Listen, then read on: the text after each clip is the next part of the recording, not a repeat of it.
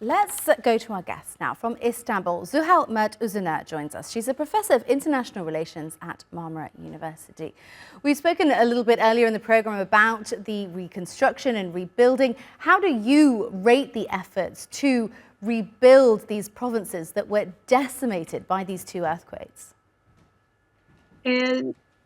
Yes, I agree with your, let's say, the expression you referred that this is devastating. Yes, we have very important example existing in front of us, especially in Gaza, especially international community today talking about how to restructure this the demolished cities. And when we compare the numbers, we can see how much, let's say, the destructive thing we experienced during the 6th of February.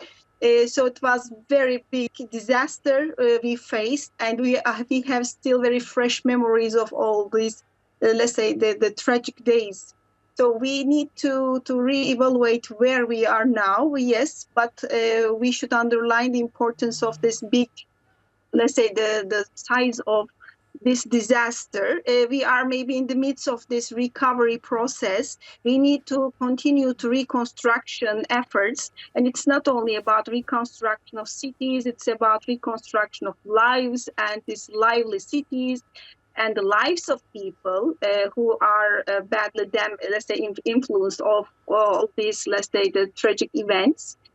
So we have still a long road, but it's going quite good for now.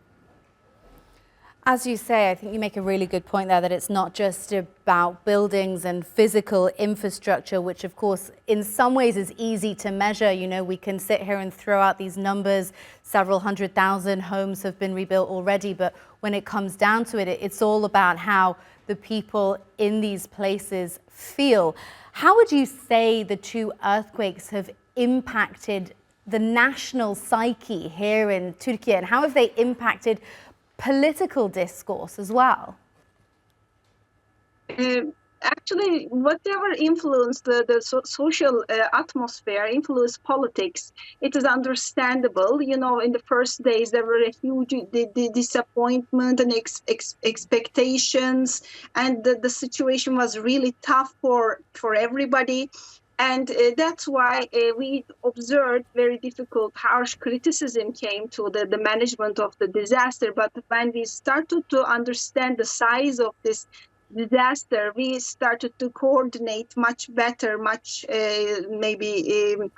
we face with the difficulty of the situation to start overcome of this problem.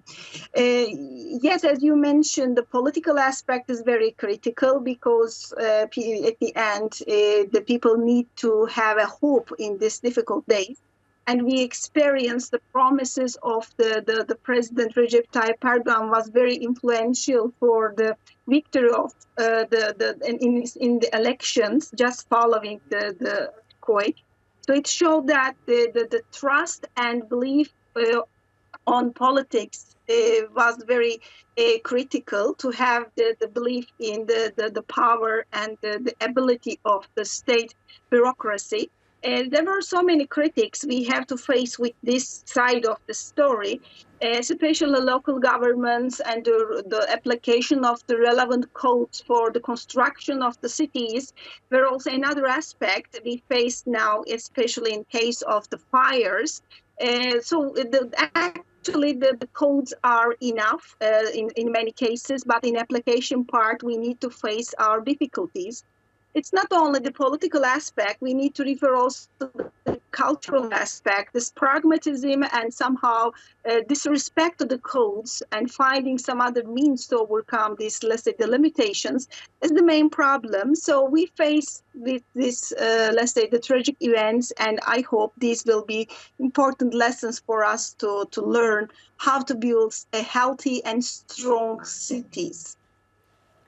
Yeah, you mentioned lessons there. Do you think Türkiye is better prepared now for the eventuality of another earthquake? Of course, we know that it lies on fault lines. And then in terms of those lessons, what other lessons can countries around the world that also face the risk of earthquakes learn from what happened here in Türkiye? We can explain this issue from many different aspects. Yes, Turkey ha learned a lot of things from this process, and we learned together in our region, in Eastern Mediterranean. We were together with this, let's say, the supporting the people in earthquake zone, and even today, United Nations mechanisms and some other international organizations are working together with Turkish bureaucracy. But there are still a long way, I think, to overcome the existing problems of coordination. What we can do more is actually related with the coordination and working more on the crisis management, especially disaster management mechanisms. And Turkey is one of the most important countries who have this know-how, actually, especially in academia and also in the civil society. There is a know-how how to do that. So maybe integration of these people into the system of this disaster management is a very important aspect of progress in let's say, our further works in field. And also we need to underline the importance of consciousness. Yes, we were quite let's say resilient about the protection of our people just after this the tragic events. But maybe we have to use this let's say organization skills for the preparation for these disasters, especially for the reconstruction of the buildings, and we're getting prepared for a stronger earthquake, especially in other regions of Turkey. We are still on road. We need to progress more. It's going, but it is also related with economic capacity, and it needs money. There are some international mechanisms to get supported, but from another aspect, it is not easy because the world is faced with many disasters, and all these mechanisms need to face with all of them. Today, we have another example in Santorini. It may be a dangerous event for our western coast.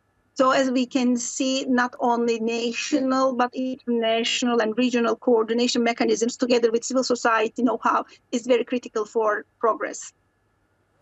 Absolutely. Zuhal Mert Uzuner from Marmara University, thank you so much for joining us on the NewsHour. Much appreciated.